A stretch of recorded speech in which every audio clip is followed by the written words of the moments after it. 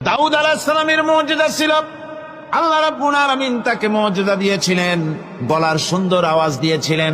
তিনি যখন জাব্বুর শরীফ তেলাওয়াত করতেন, উড়ন্ত পাখিরা ওড়া বন্ধ করে চতুর্দিকে বসে আল্লাহর কালাম শুনত।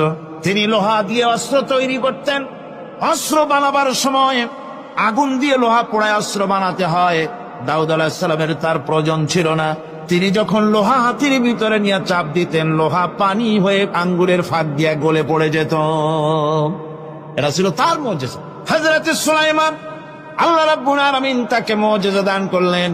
কোরআনে কারীমের ভিতরে রব্বুল আলামিন বলেন, হযরত সুলাইমান আলাইহিস সালাম সকাল বেলায় বিনা মেশিনে বিনা ইঞ্জিনে তক্তার উপরে বসে যেতেন। তক্তায় 1 মাসের পথ অতিক্রম করত। আবার সন্ধ্যা বেলায় বসতেন, এই তক্তা আর 1 মাসের পথ অতিক্রম করে যেত। ঈসা আলাইহিস সালামের মুজিজা ছিল, জন্মান্তের চোখের উপরে হাত বুলিয়ে দিতেন, সঙ্গে সঙ্গে চোখ ভালো হয়ে যেত। কুষ্ঠব্যাধিগ্রস্ত লোকের গায়ে হাত বুলাতেন, সঙ্গে সঙ্গে কুষ্ঠব্যাধি ভালো হয়ে যেত। এই হলো তাদের মুজিজা। পয়গম্বরেরা বিদায় হয়ে গেলেন, মুজিজা বিদায় হয়ে গেল। দাউদ আলাইহিস সালাম বিদায় হলেন, মুজিজার সাথে নিয়ে গেলেন।